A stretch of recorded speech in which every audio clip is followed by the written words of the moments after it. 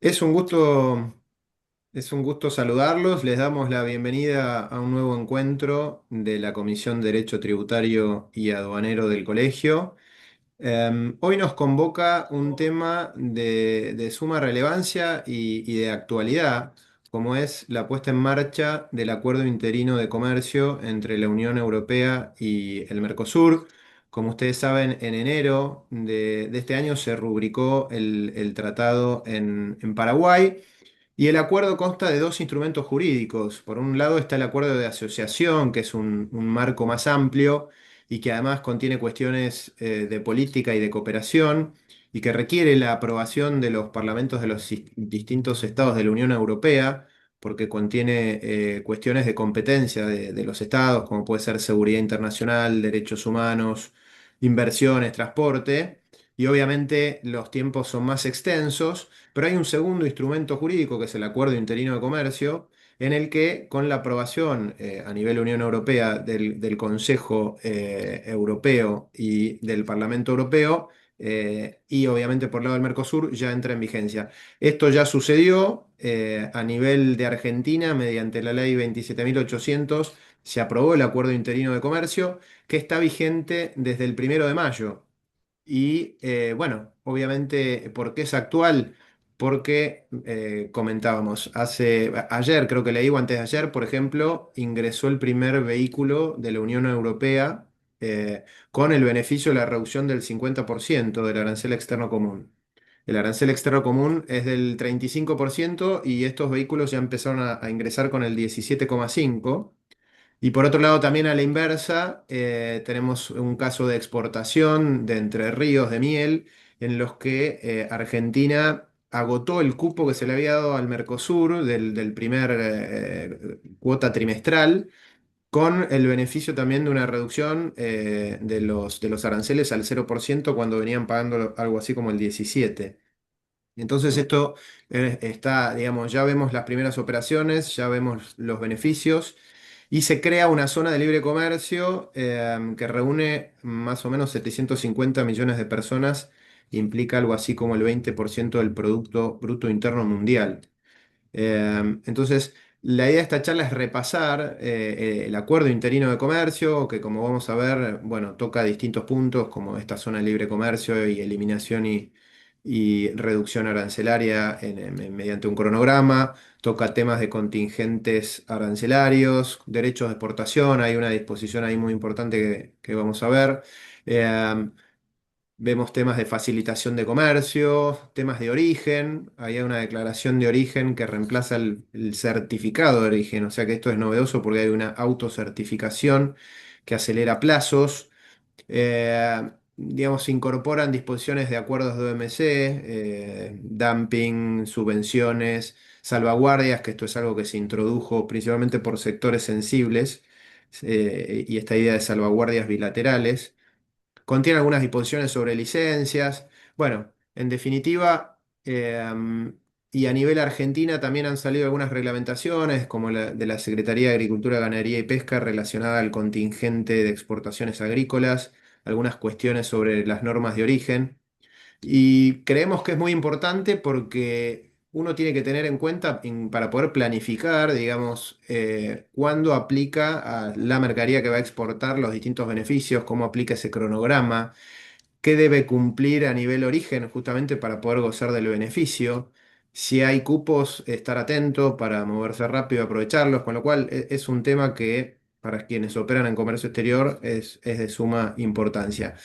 Pero bueno, estas cuestiones las va a desglosar mucho mejor Alejandro Perotti, que es un amigo de este espacio.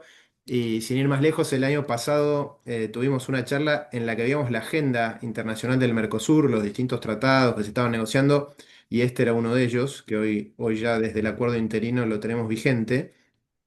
Bueno, Alejandro es socio del estudio Alais y Torres Brizuela y egresado de la Facultad de Ciencias Jurídicas y Sociales de la Universidad Nacional del Litoral, máster en Derecho Comunitario Europeo por la Universidad Complutense de Madrid, doctor en Derecho en la Facultad de Derecho de la Universidad Austral, fue consultor jurídico de la Secretaría del Mercosur y ganador del concurso público internacional para elección del primer secretario del Tribunal Permanente de Revisión del Mercosur. Bueno, es profesor a cargo de las más destacadas facultades, autor de numerosos artículos, ha dictado distintos seminarios y conferencias. Después de la exposición de Alejandro, vamos a abrir unos minutos para poder formular preguntas. Así que bueno, agradeciéndole su tiempo, justamente porque bueno, él al ser especialista en la materia, es una persona ocupada, pero siempre se hace el espacio para estar en este espacio. Así que bueno, le agradezco su tiempo y le cedo la palabra a Alejandro. Bueno, muchísimas gracias, Andrés, por la generosa e inmerecida presentación. Quiero, como decimos en mis pagos, desde buen nacido ser agradecido, así que vaya un agradecimiento especial a las autoridades del colegio, a Corina y a Andrés, reitero, porque son los culpables de que hoy estemos charlando un poco sobre este tema de los acuerdos Unión Europea-Mercosur. Yo diría que Andrés ha hecho ahí Andrés ha hecho un excelente resumen de los impactos, de las implicancias y de los interrogantes que tiene el acuerdo. Así que te felicito, Andrés, que en 5 minutos has tocado al tipo telegrama, al menos o casi todos los temas que intentaré profundizar con ustedes. Seguramente muchas de las preguntas que tengan no las voy a saber responder, porque esto es un acuerdo hiper, recontra complejo. Es más que rebaja de aranceles, como vamos a tratar de ver, más allá de que en los diarios lo que se ve es se bajó el arancel o no se bajó el arancel, pero es muchísimo más que aranceles. Así que con la veña de ustedes me voy a permitir compartir pantalla para ser un poco más esquemático. ¿Me confirmarán ustedes si se alcanza a ver la presentación? Tiene un delay Estás todavía, compartiendo, pero pero todavía no es un cargó. delay.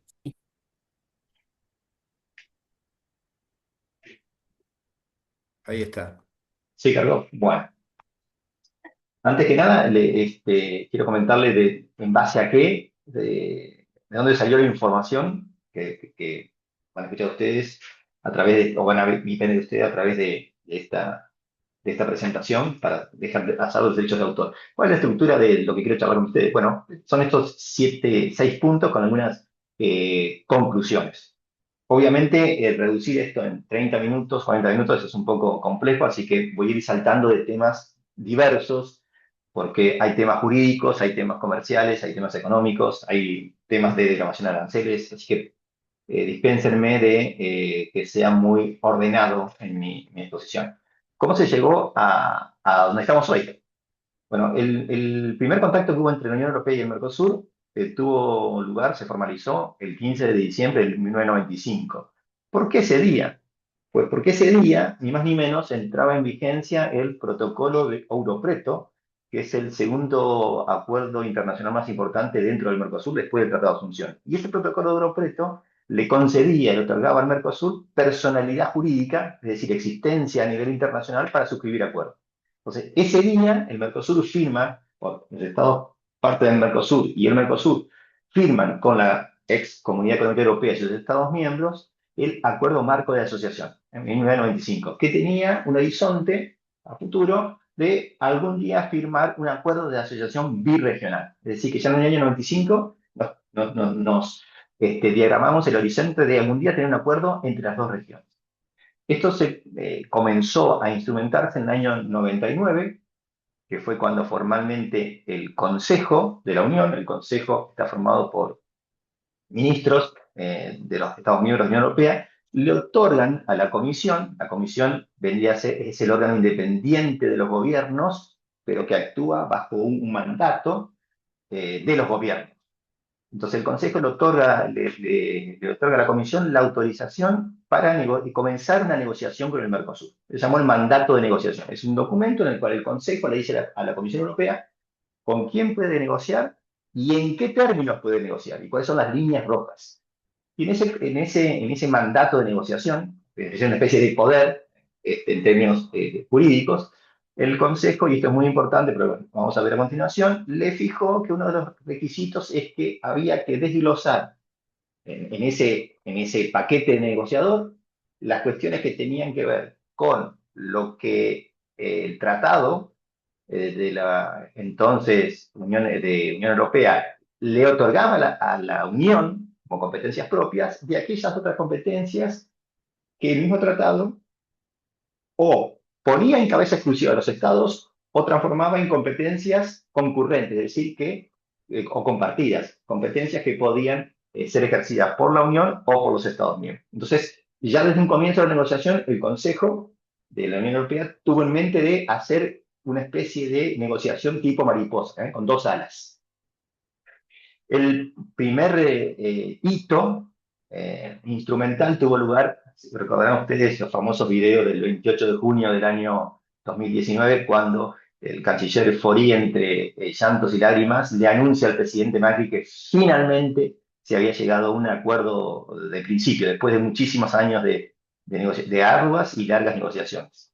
En el 2019 se llega a un acuerdo de principio de lo que vendría a ser un ala de esa mariposa de negociación que yo les comenté, que es el pilar comercial, que es el pilar económico. Y en el año siguiente se llega a un acuerdo de principio en la otra ala de la mariposa, que son los pilares de diálogo político y cooperación. ¿Por qué se llama acuerdo de principio? Porque no era un tratado ya cerrado, sino que se habían puesto los países, o sea, los bloques, de acuerdo en cierta estructura, pero faltaban pulir detalles importantes. Es decir, la negociación no se había cerrado, o mejor dicho, el Mercosur pensó que se había cerrado, pero la Unión Europea después fue modificando no el acuerdo, sino normas internas, como por ejemplo el CBAM o normas medioambientales como deforestación y demás, que de alguna manera, más allá de que no iban dirigidas al acuerdo de principio, tenían un impacto evidente. Entonces, eso provocó que después de esa firma de principio a comienzo de 2020, de 2020, comienza una renegociación.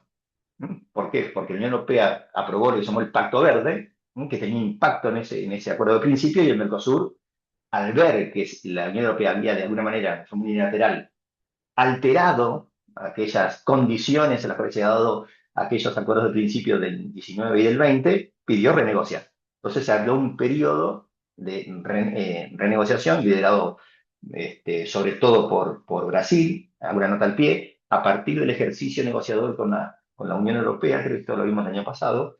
El Mercosur se dio cuenta de que las negociaciones con terceros países o bloques no podía seguir la dinámica del Mercosur de que cada 6 meses se cambia el país presidente del Mercosur, porque eso era como, de alguna manera, recomenzar la negociación. Entonces, a partir de la negociación con la Unión Europea, siempre se designa a un país como presidente de la negociación, es decir, un país que va a hablar en la negociación con la contraparte a nombre del Mercosur. Bueno, en el caso de la Unión Europea se designó a Brasil. Entonces, fue Brasil el que lideró este periodo de renegociación que se extendió del año 2023 al año 2025. Bueno, después de esta renegociación, donde de alguna manera se tocaron los acuerdos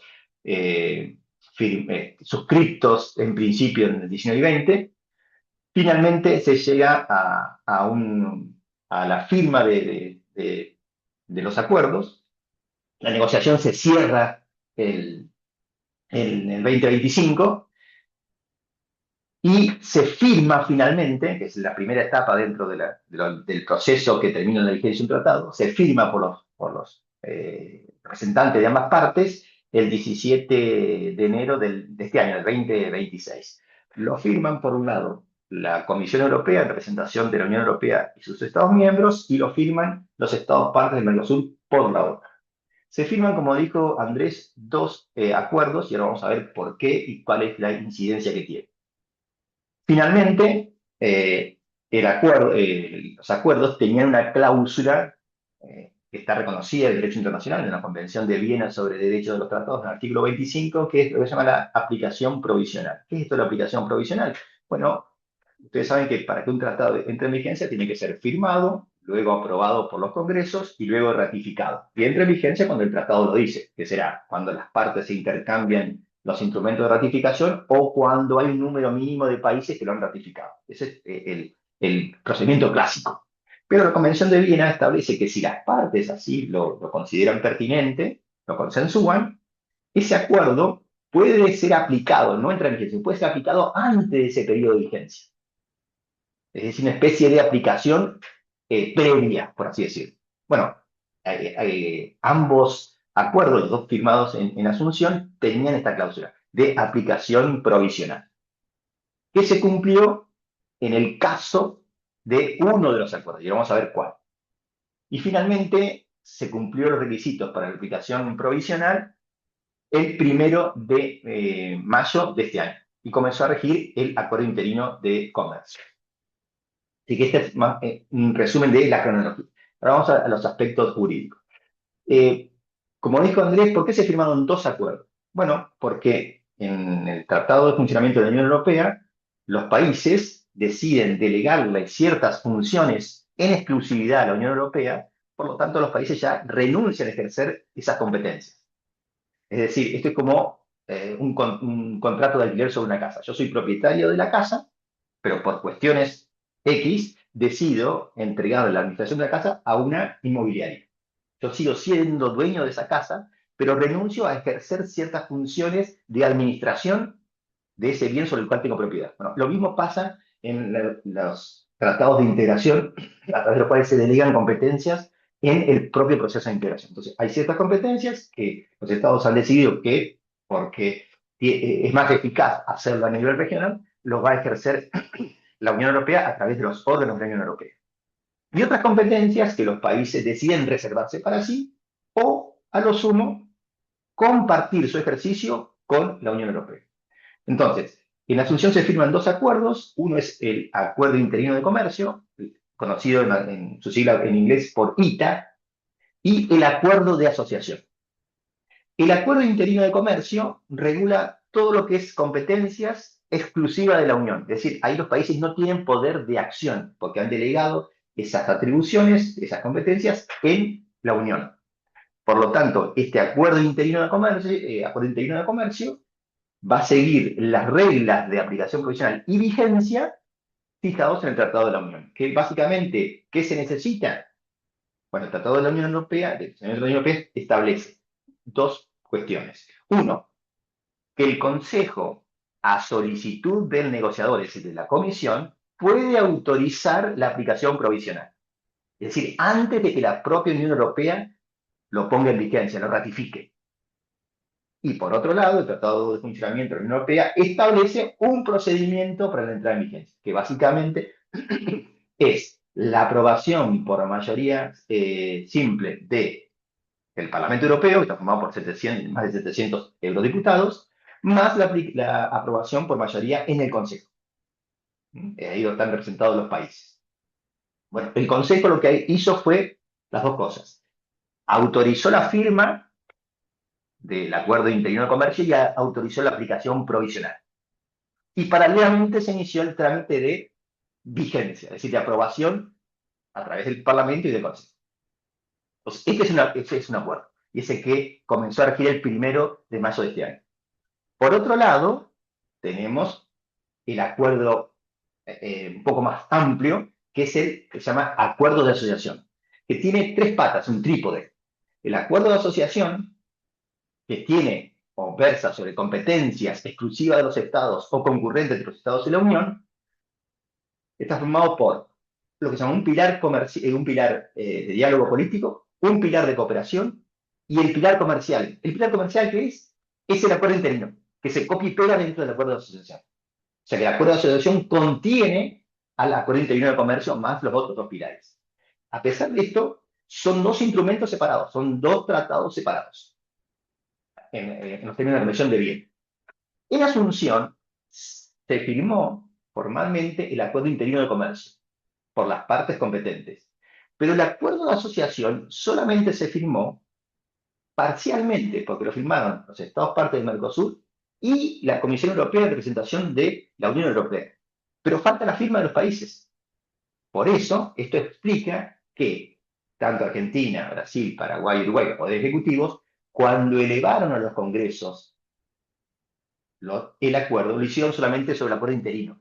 Es decir, que el acuerdo de asociación todavía no ingresó al Congreso Nacional de los Estados parte del Mercosur porque falta la firma de los 27 representantes diplomáticos de los Estados miembros de la Unión Europea. ¿Cuándo va a pasar esto? Bueno, no hay una fecha fija, seguramente la Comisión Europea hará sondeos y cuando tenga las 27 conformidades de cada una de las capitales de los países de la Unión Europea mandará ese instrumento para que sea firmado y recién ahí los países del Mercosur lo enviarán a los congresos nacionales. El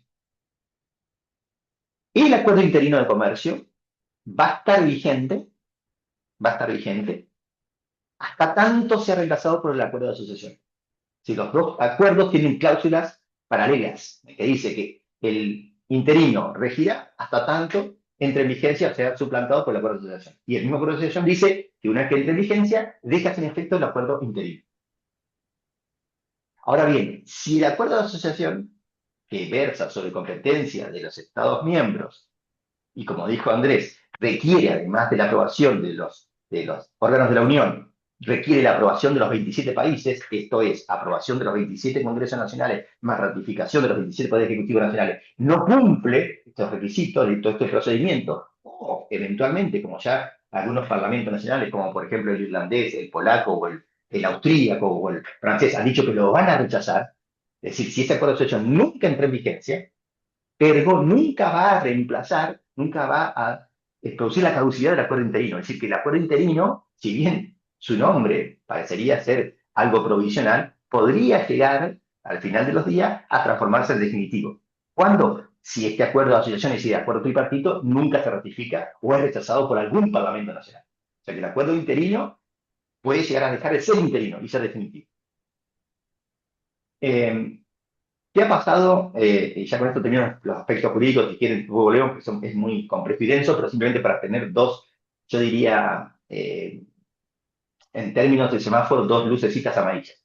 Primero, en el marco del procedimiento de aprobación, como yo lo dije hoy, la Unión Europea ya aceptó la aplicación provisional, pero en paralelo se inició el trámite de aprobación por el Parlamento Europeo y por el Consejo.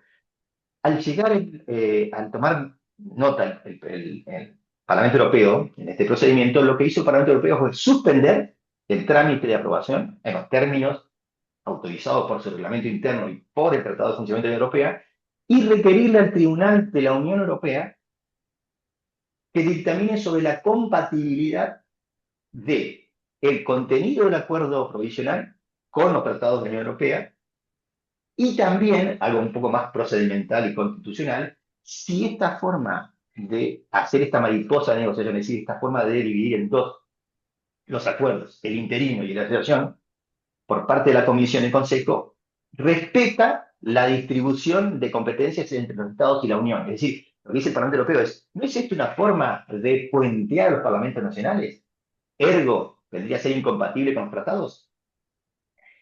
Este procedimiento de dictamen puede llevar más o menos 2 años y mientras dure ese trámite, obviamente el Parlamento Europeo no va a aprobar ni uno ni otro acuerdo.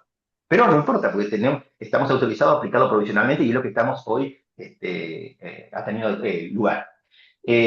Los dictámenes del tribunal son muy excepcionales. El tribunal ha dictado 28.000 sentencias de su historia y solamente 30, de 28.000, solamente 30 han respondido a dictámenes, a pedido de dictamen de conformidad, que vendría a ser una especie de control, si tenemos la términos nacionales de algunos países, una especie de control de constitucionalidad previo a los tratados. Es decir, hay países que antes de ser aprobados por los congresos, por ejemplo, el caso de Colombia, los tratados pasan por un control de constitucionalidad. Esto es algo parecido. Si el tribunal llega a dictaminar que uno o ambos acuerdos son incompatibles con el Tratado de Funcionamiento de la Unión Europea o con el Tratado de la Unión Europea, para que esos acuerdos puedan entrar en vigencia, o se modifican esos acuerdos o se modifican los tratados de la Unión. Ahora bien, por la jurisprudencia del tribunal en materia de política comercial, es de esperar que el tribunal dictamine a favor de los acuerdos. Y la segunda luz amarilla, yo diría amarilla tirando a naranja, es que Polonia acaba de presentar una acción de nulidad con medida cautelar contra la decisión, no contra los acuerdos, sino contra la decisión del Consejo de la Unión Europea que autorizó a la Comisión a firmar los acuerdos y aceptar la aplicación provisional. Recuerden ustedes que esas decisiones que adoptó el Consejo tuvieron el voto en contra de Francia, Austria, Irlanda, Polonia y Hungría. O sea que Polonia ha sido coherente con su posición en el Consejo. ¿Qué va a pasar con esto? Bueno, nadie lo sabe, pero es de presumir que si el tribunal es muy pro acuerdos comerciales, va a terminar de alguna manera desestimando la acción de nulidad. Entre los antecedentes del Tribunal de Justicia hay que decir que el Tribunal de Justicia no le ha temblado la mano en más de una oportunidad en anular decisiones del Consejo que autorizaban una firma o celebraban un tratado internacional. O sea que puede llegar a pasar que el tribunal admita y haga lugar a la demanda. Lo que es de esperar es que no por, por cómo se ha negociado este acuerdo. ¿Cuáles son los agravios de Polonia? No tenemos acceso porque el tribunal solamente publica los datos de ingreso de la demanda. Bien, ahora vayamos un poco dejamos los términos jurídicos y vamos un poco a los términos económicos comerciales. Bueno, ¿por qué un acuerdo con la Unión Europea? En primer lugar, tenemos ahora frente a nosotros un acuerdo que involucra más de 700 millones de consumidores en ambos lados del Atlántico. Lo que se espera es que el PBI combinado de ambos bloques supere los 22.000 billones de dólares. El Mercosur hasta este momento, el Mercosur se ha caracterizado por ser un acuerdo de integración bastante cerrado. Es decir, cuando nació el Mercosur, los países eran muy cerrados y el Mercosur implicó una apertura unilateral de los países del Mercosur para con el mundo. ¿Por qué? Porque se bajaron los aranceles de importación nacional. O sea que el Mercosur implicó una apertura al mundo. Lo que sucede es que desde el año 91 a la fecha, el Mercosur ha avanzado muy, muy poco en acuerdos comerciales con terceros países, con partes relevantes. Fíjense que nosotros hasta el acuerdo de Unión Europea habíamos negociado acuerdos comerciales con el 10% del mundo. Y tenemos muy pocos acuerdos bloque, o sea, entre todos los países. Por lo general son acuerdos que hace el Mercosur, pero dentro de esos acuerdos tenemos anexos bilaterales, es decir, Argentina con Colombia, Colombia con Brasil, etc. Es decir, tenemos muy poca gimnasia en materia de apertura comercial. Bueno, este acuerdo con la Unión Europea nos lleva a que tengamos ahora, podríamos decir, que tenemos acuerdos comerciales con el 30% del PBI mundial. Es decir, que multiplicamos por 200% ese 10% original.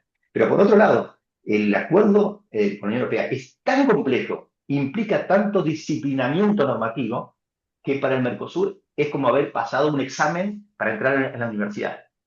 De hecho, este acuerdo, más allá de la importancia excepcional que tiene, porque para mí después del Tratado de Función es lo más importante que ha hecho el Mercosur, es una aspiradora de otros acuerdos. Es decir, cuando el Mercosur ahora puede decirle al mundo, pudimos negociar en bloque y un acuerdo de tamaña densidad jurídica, comercial, económica, social, comercial, etcétera, ahora otras contrapartes se animan a negociar con el Mercosur.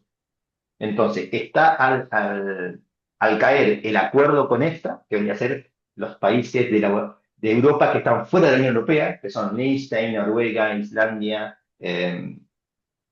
Mónaco, y también el acuerdo con Singapur, que ya entró en vigencia para Paraguay y Uruguay. La Argentina lo va a ratificar prontamente. Y tenemos un acuerdo que está al salir, se presume que podría salir a fin de año, con los Emiratos Árabes Unidos.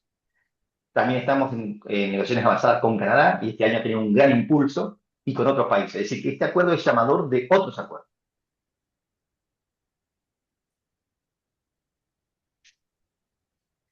Bien, ¿quién es la Unión Europea?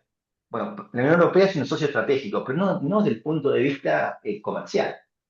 ¿Quién de nosotros no tiene un descendiente que vino de los barcos?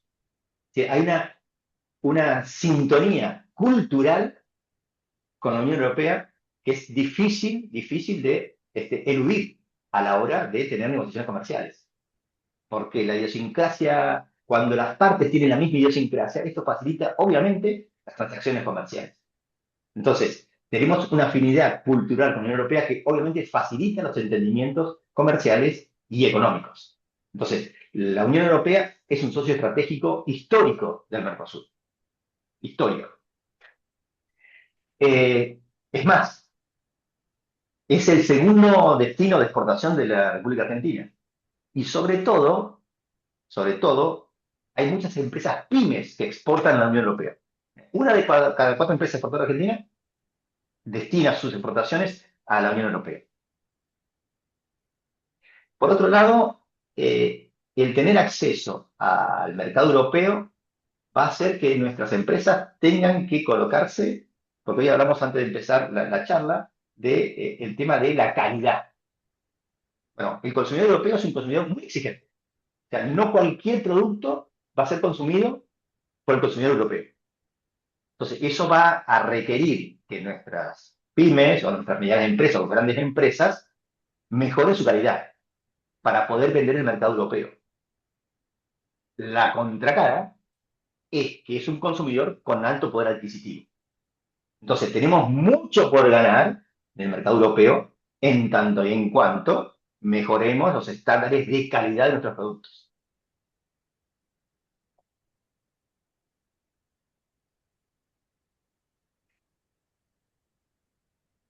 ¿Qué se gana con el acuerdo? Esta filmina la podríamos resumir cuando el padre de nuestra Constitución, Alberdi, en sus bases, explica lo que después fue el artículo 30 de nuestra Constitución, donde dice que esta Constitución, las leyes y los tratados son ley suprema de la nación. ¿Qué decía Alberdi? Firmar tratados internacionales porque serán la mejor ancla de estabilidad de nuestra Constitución. Es decir, cuanto más tratados internacionales nosotros firmemos, más, entre comillas, seguridad jurídica vamos a tener. ¿Por qué? Porque ahora las reglas, las normas, no pueden ser cambiadas arbitrariamente por el gobierno de turno. ¿Por qué? Porque nos puede implicar un problema internacional. Entonces, obviamente hay mayor previsibilidad institucional y normativa, hay reglas claras que los inversores y las industrias saben que no se pueden cambiar porque cambia el gobierno de turno, ni aquí, ni en ningún país del Mercosur, ni en ningún país de la Unión Europea.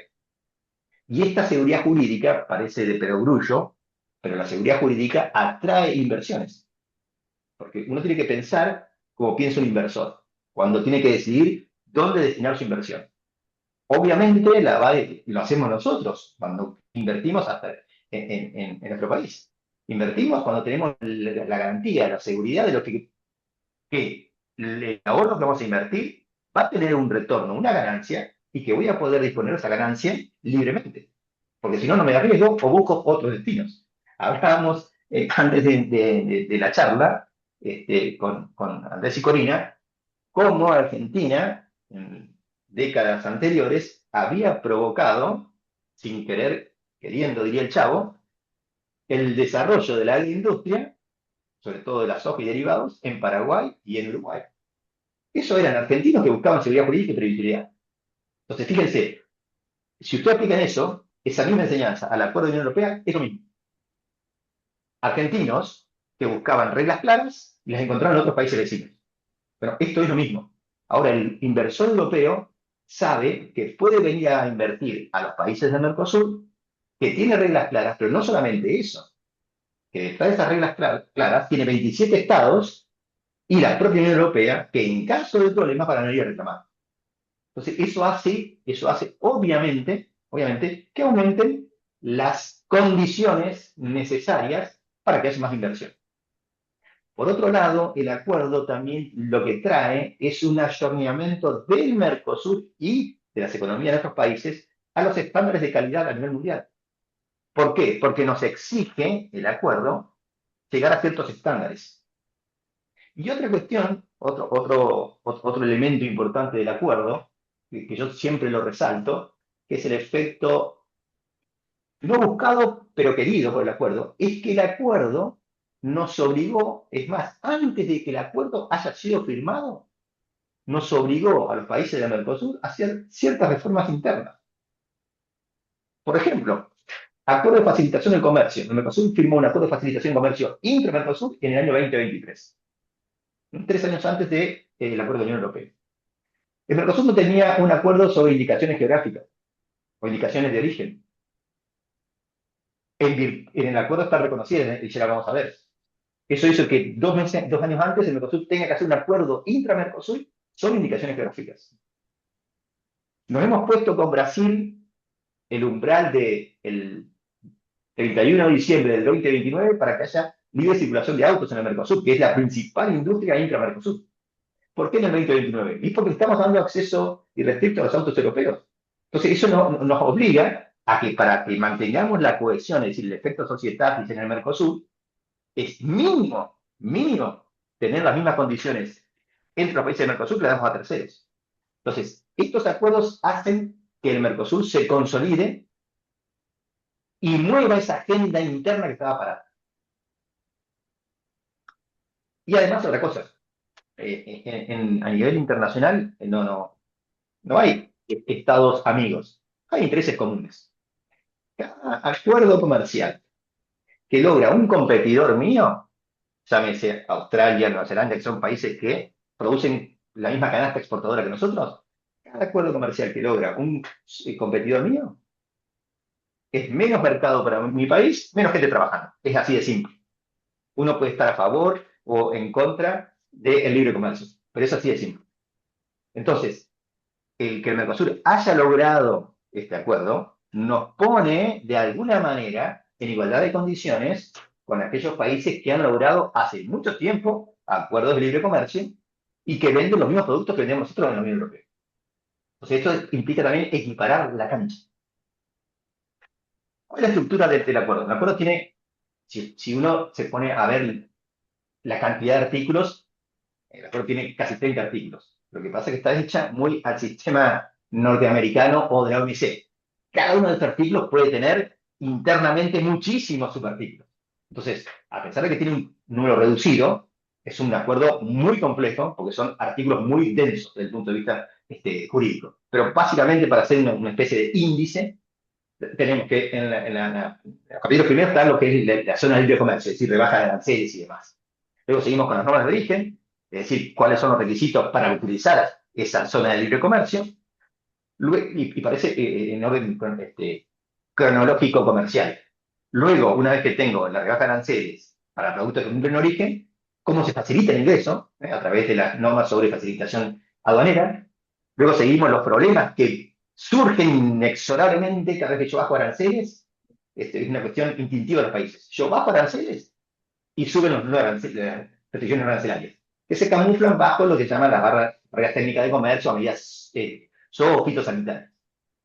Y luego los capítulos 8 y 10, un poco ya más complejo desde el punto de vista económico y comercial, que son el tema de servicios, contratación pública y inversión extranjera directa. Y finalmente, lo que es propiedad intelectual y desarrollo sostenible. Ese es el contenido, en dos palabras, del acuerdo. Yo les dije hoy que esto es un acuerdo que es mucho más que bajar aranceles. La baja de arancel vendría a ser el aspecto más popular, más conocido del acuerdo, pero implica muchísimo más. Reglas de origen, vamos a ver cómo se aplican, medidas sanitarias, regula obstáculos del comercio, defensa comercial y salvaguardia, pero también disciplina, es decir, tiene regulaciones sobre contratación pública, es decir, el acuerdo va a abrir a las empresas europeas y a las empresas del Mercosur en la Unión Europea a las licitaciones públicas, siempre y cuando se superen ciertos niveles en cuanto a esas licitaciones. Limitan la existencia de empresas públicas, se regula lo que es la propiedad, normas sobre propiedad intelectual, sobre todo indicaciones geográficas, que para la Unión Europea es muy importante y para nuestro país comienza a ser importante. Y hemos descubierto esta nueva faceta del derecho de propiedad intelectual. Pero vayamos ahora a números de desmantelamiento. El acuerdo, en general, va a implicar o la rebaja a cero o acceso preferencial para el 99% de lo que comerciamos recíprocamente. Es decir, casi todo lo que comerciamos va a encontrar en el acuerdo una facilitación, ya sea por rebaja de aranceles o por cuotas. De ese casi 99%, aranceles, es decir, al 0%, va a abarcar el 92% de lo que comerciamos recíprocamente. Y un 7% no va a haber rebaja de aranceles, sino que va a tener un tratamiento preferencial. ¿Qué significa esto? Que se van a bajar los aranceles, pero por cierta cantidad, por cupo, cuotas u otras modalidades que pueden ser la combinación de ambos factores. Solamente el 0,5% queda libre de la libre decisión. Es decir, los bloques dijeron, esto no. Porque son productos muy, muy sensibles. Acá tienen unos ejemplos que son lo que el Mercosur ha logrado en cuanto a cuotas. Es decir, esto es ejemplos de productos que o bajan aranceles o bajan aranceles con cuotas, es decir, con cantidades determinadas. Lo más importante y que ha llenado muchos los diarios es el tema de la carne bovina. Que para ingresar a la Unión Europea hoy, o sea, hasta antes del 1 de mayo, los aranceles, fíjense, rondaban entre el 20 y el 60%. Es una carga tributaria excepcional. Porque hay que reconocer una cosa. Yo soy muy defensor del modelo europeo, pero la Unión Europea ha demostrado que si en algo no ha sido exitosa, ha sido en lo que es la política agrícola. Es decir, en Europa se subsidia demasiado la producción agrícola, a pesar de que hace que el proceso de integración primaria es de casi 60 años. En eso la Unión Europea ha sido deficitaria. Bueno, por eso es muy difícil ingresar al mercado europeo con productos del sector agroindustrial. Bueno, en el Mercosur, por ejemplo, en tema pesca se ha logrado un gran acuerdo. Uno podrá decir, bueno, estamos vendiendo materia prima y no productos elaborados. Ok, pero bueno, pero se logró. Merluza, langostinos, se bajó del 8, entre el 8 y el 15% al 0%, sin cuota. En miel, como decíamos, sí se logró el 0, pero con cuota, es decir, que los países del Mercosur van a poder exportar al 0% hasta, en este caso, hasta 45.000 toneladas, y la tonelada 46 ya se empieza a pagar el arancel normal de la Unión Europea. Bueno, y ahí tiene otros ejemplos, no quiero aburrirlos con los números. ¿Cómo se va a implementar esta desgravación arancelaria? Bueno, en esto hay que decir que el Mercosur ha logrado, si uno compara los acuerdos de libre comercio que la Unión Europea ha logrado con otros países, sean bloques o países individuales, estoy hablando de Japón, Colombia, Perú, Egipto, Vietnam, México, si uno compara esos acuerdos con lo que logró el Mercosur ha logrado el mejor acuerdo. La desgravación, ¿por qué el mejor acuerdo? Primero, por cómo el Mercosur va a reducir los aranceles, y segundo, el plazo máximo dado al Mercosur para lograr esa rebaja de aranceles al 0%. El día 1, es decir, el 1 de mayo, la Unión Europea bajó los aranceles al 0% para las importaciones de Mercosur sobre el 76% de las posiciones arancelarias que el Mercosur le vende a la Unión Europea. En cambio, el Mercosur hizo lo propio, es decir, bajó los aranceles al 0% a las importaciones de la Unión Europea a partir del 1 de mayo, solamente para el 15% de lo que importa la Unión Europea. Fíjense, el tamaño que pueden ver ahí en azul es la asimetría. Es decir, la Unión Europea desmanteló más rápido que el Mercosur. ¿Eso por qué? Por eso tiene una explicación, por el desarrollo industrial que tiene cada una de las partes. Entonces, el Mercosur logró un plazo transitorio como para lograr una mayor adaptabilidad a lo largo de los años. La canasta más larga, es decir, la canasta de productos que el Mercosur tiene que llegar a 0 progresivamente, es de 15 años, excepto para determinados productos vehículos que el Mercosur logró entre 18 y 30 años. Pero el grueso del Mercosur es a 15 años como máximo. Las canastas de desgravaciones del Mercosur, que está todo listado en el acuerdo. En el acuerdo se sabe esta posición arancelaria, esta van a rebajar tanto, en tantos meses, y hay un cronograma perfecto, es decir, que la industria, los sectores industriales ya saben cuándo y cómo se va a bajar. Las canastas del Mercosur van de 0, 4, 7, 10 y 15 años, eso es una canasta. Una cuestión importante, muy importante, esto es muy, muy técnico, pero como ustedes saben, las importaciones y las exportaciones se instrumentan a través de números, que son la nomenclatura. Hay un organismo internacional que es la Organización Mundial de la Aduana, que armoniza entre los países cuál es la clasificación arancelaria que corresponde a cada producto. Esa nomenclatura se va actualizando a medida que se produce el cambio tecnológico de la producción mundial, pero más o menos cada 3, 4, 5 años. Hoy vamos por la séptima enmienda del sistema armonizado de clasificación de productos. El acuerdo, como se empezó a negociar hace muchos años, se negoció bajo la nomenclatura de la cuarta enmienda, es decir, del 2012. Hoy ya estamos a séptima enmienda, es decir, que puede ser que algunos productos clasifiquen sobre posiciones o que han cambiado o que ya no existen. Tanto el Mercosur como la Unión Europea están trabajando a destajo para tratar de actualizar, de hecho ya está gran parte del trabajo hecho, esa nomenclatura antigua sobre la cual se hizo el acuerdo, para actualizarla a la última enmienda, que es la del 2022. Yo creo que eso va a tener lugar en los próximos mes y medio, 2 meses como mucho. Esto desde ya no va a requerir, ni en Argentina, ni en ningún país de la Unión, ni de ley, ni de decreto, nada. Simplemente se va a adaptar en el ABUCE, que es la ventanilla única de comercio exterior. Pero esto es importante a tenerlo en cuenta cuando uno busca por posiciones arancelarias cuáles son los requisitos de origen y la nomenclatura. ¿Cómo es el tema de las cuotas? Bueno, la Unión Europea, hay que tener en cuenta que este acuerdo es bloque-bloque. No es Argentina-Unión Europea o Brasil-Unión Europea, es bloque-bloque.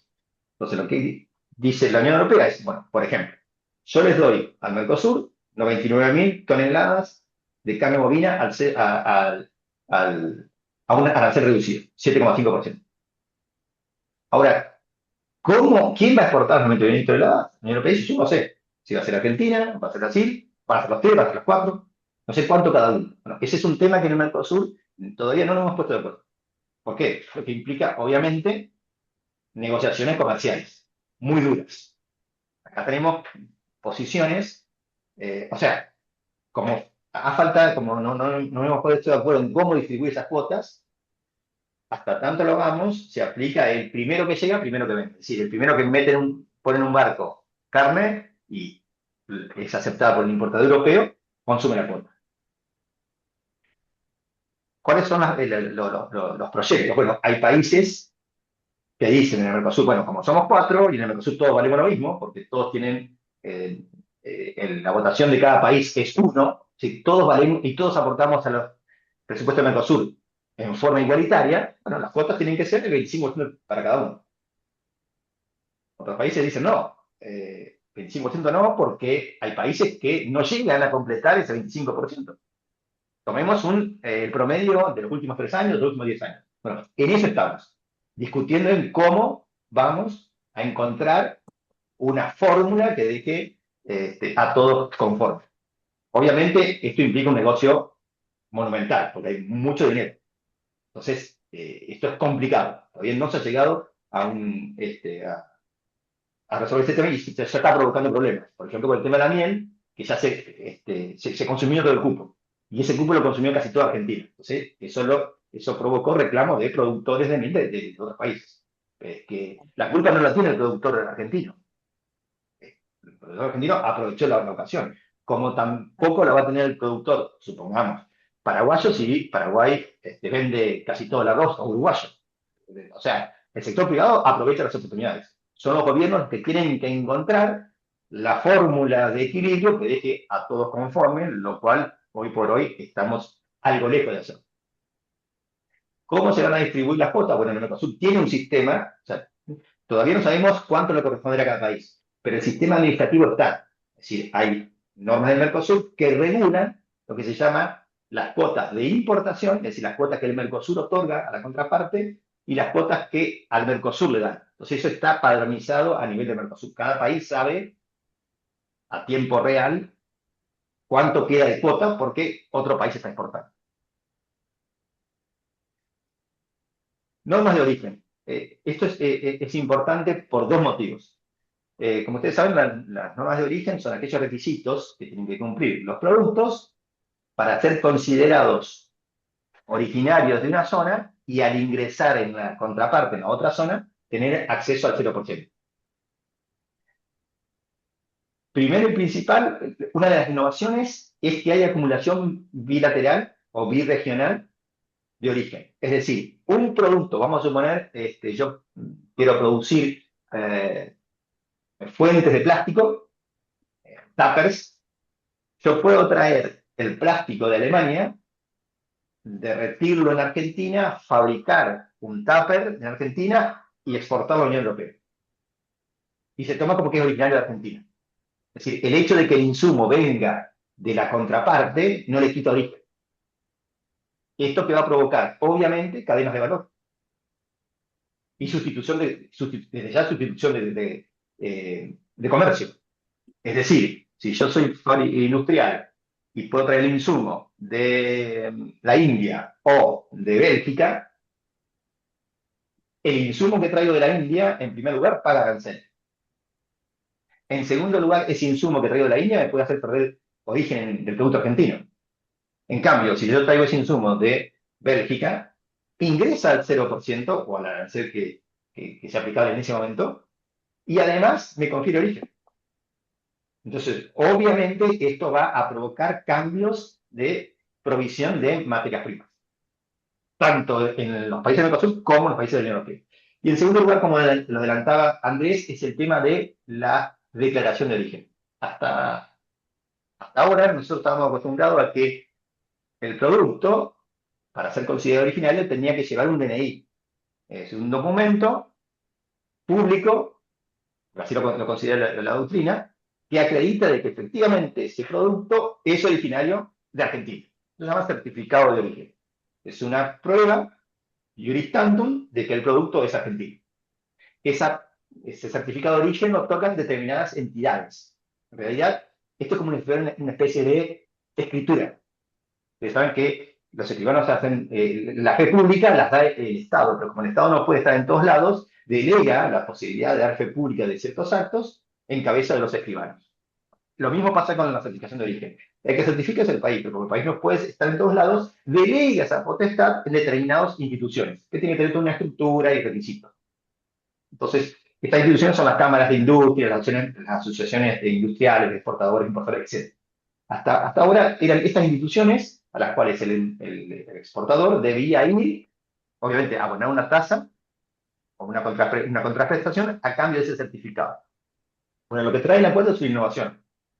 Ahora, durante los 5 primeros años, la empresa podrá optar por o seguir con ese sistema, es decir, contratar a un tercero que le toque el certificado de origen, o él autocertificarse, es decir, él reconocerse como que el producto es efectivamente hecho cumpliendo con los requisitos de origen del acuerdo.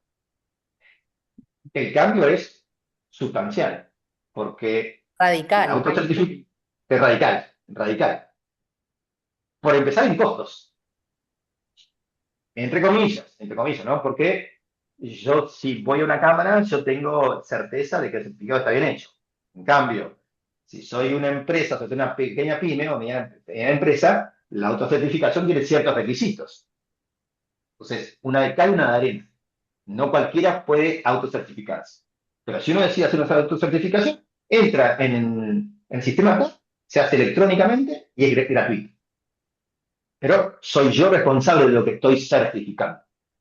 Entonces, esa es una de cal y una de arena. Pero obviamente es un adelanto total.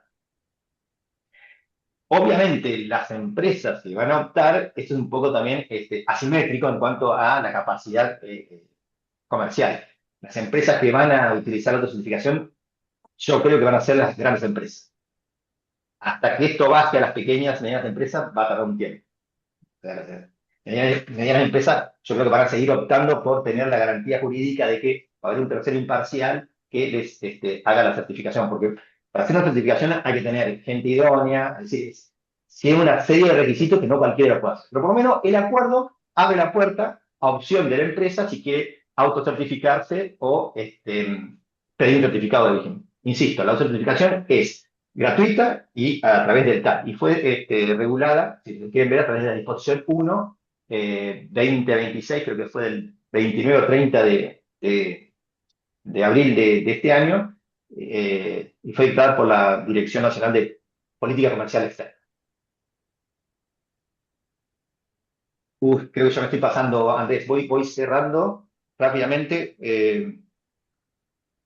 Sí, Temas perfecto. de toco dos temas, si querés, Andrés y Dejo. Derecho de exportación, que es un tema delicado para Argentina, y propiedad intelectual. Bueno, en tema de derecho de exportación, el acuerdo parte de una base, de una regla, y es que se eliminan los derechos de exportación luego de los 3 años. Esto tiene un efecto también en Mercosur, porque si yo voy a eliminar los derechos de exportación extra-Mercosur para la Unión Europea, va de suyo que tengo que eliminarlos intra-Mercosur, a pesar de que hoy los estoy cobrando. O sea, eso ya es un efecto de equiparación. Pero claro, esa es la regla, ¿ok?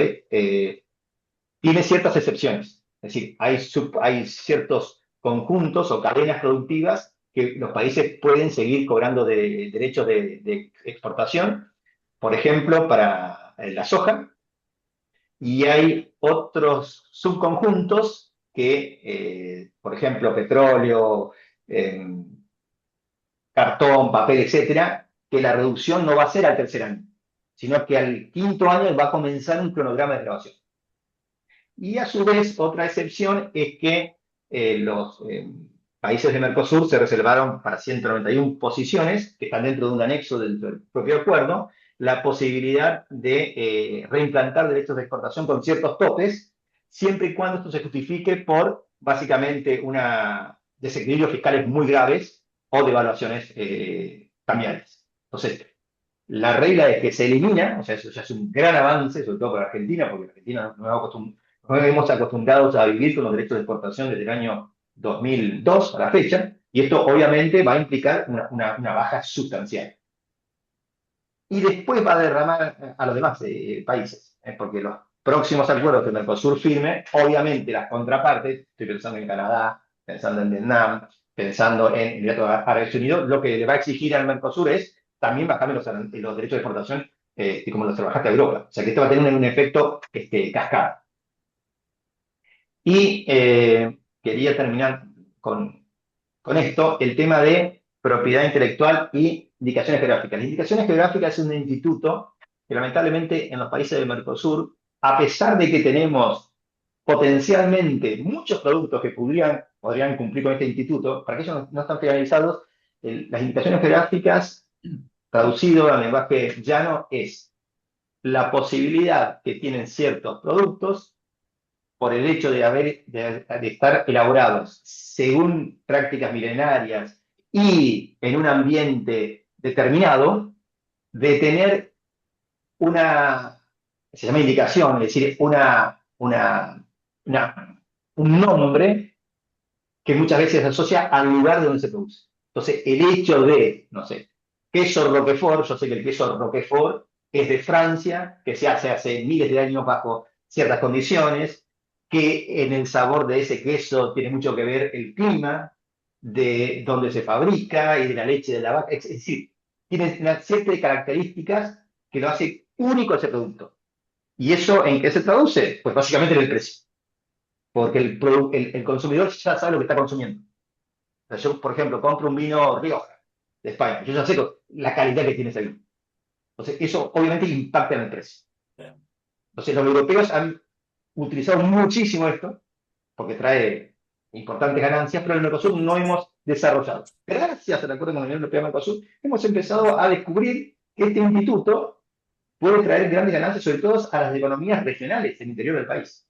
Entonces, el acuerdo lo que hace es, también en un anexo, reconoce 355 indicaciones geográficas de la Unión Europea, que básicamente traducido quiere decir que los países del Mercosur no pueden autorizar ese nombre para productos que se fabriquen en el Mercosur.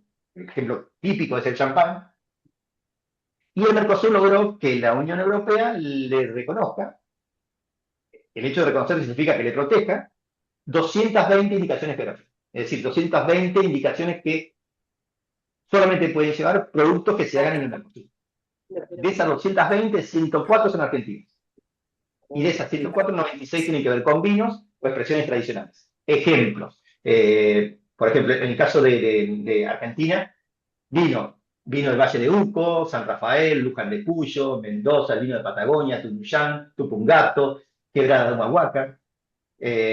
También se reservó, se protege el reserva y la reserva. Y dentro de los productos que no tienen que ver con los vinos, por ejemplo, el chivito criollo del norte de Neuquino, el cordero patagónico, el dulce de membrillo rubio de San Juan, el salame tipo Colonia Carolla, el salame Tandil, etcétera, etcétera. Es decir, son productos que van a tener, no sé, salame no sé cuánto de Tandil.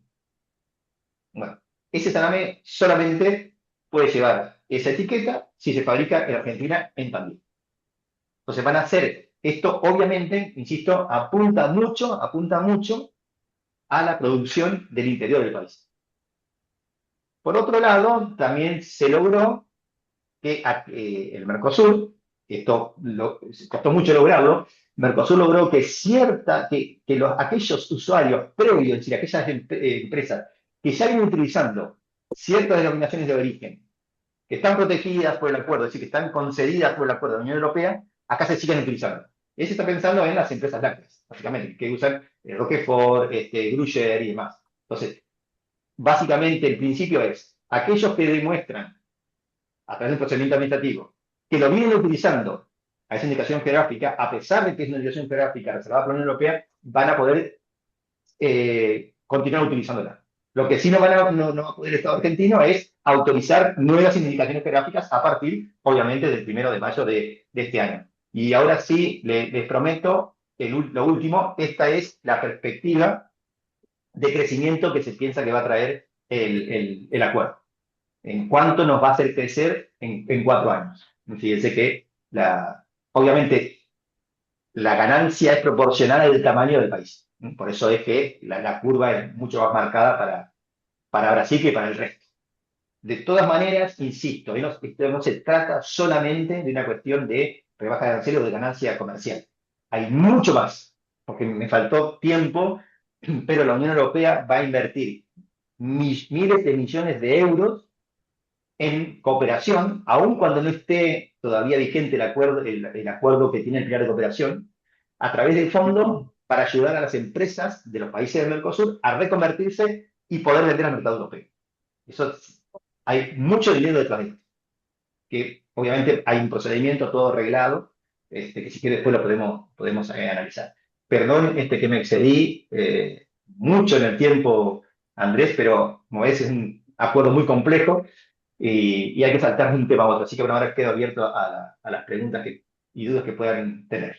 Perfecto, Alejandro, muchas gracias. Muy bueno, muy interesante, por eso se nos voló el tiempo.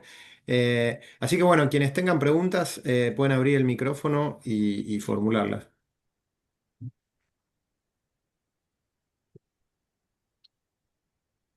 Creo que no hay preguntas, Andrés y Alejandro, que esto es, creo que es Hola, mucho ahí está, sí, Sí. hola, adelante. ¿qué tal? Yo quería consultarles si consideran que los plazos de desgravación previstos alcanzan para que la industria del Mercosur se adapte competitivamente, ¿no? Frente a Europa. Y tenía otra consulta también respecto de si creen que la transición del certificado de origen a autocertificación podría incrementar el riesgo, ¿no? De contingencias aduaneras. Muy Muchas buenas gracias. muy buenas las dos preguntas. Yo hablo por boca de otros, ¿no? Yo he hablado con negociadores del acuerdo de la época del presidente Macri y ellos me certificaron, por así decirlo, que cada vez que se subían en un avión para ir a una ronda de negociaciones, todos los sectores industriales eran consultados. Todos. O sea, no fue una negociación que se hizo a espalda de nadie. Entonces, desde cuotas hasta plazo de grabación, todo fue negociado. Ahora bien, ustedes tienen que hacer el siguiente ejercicio para que vean lo complejo que es lograr una cuota o un plazo. El ejercicio es, ¿qué es lo primero que yo tengo que hacer? Soy negociador. Bueno, tengo que hablar con los sindicatos, con la industria y llevar una oferta país al Mercosur. Y en el Mercosur voy a tener el representante paraguayo trae la oferta que él logró consensuar con su sector industrial y su sector sindical.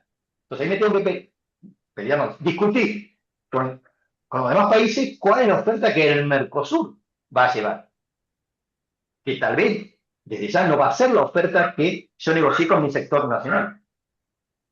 Una vez que yo consensué la oferta Mercosur, que insisto, no puede dejar a todo mi sector nacional conforme, porque tengo que dejar conforme al resto de los países, tengo que negociar con la oferta que me trae la Unión Europea. Entonces, es imposible estar a todos conformes. Imposible.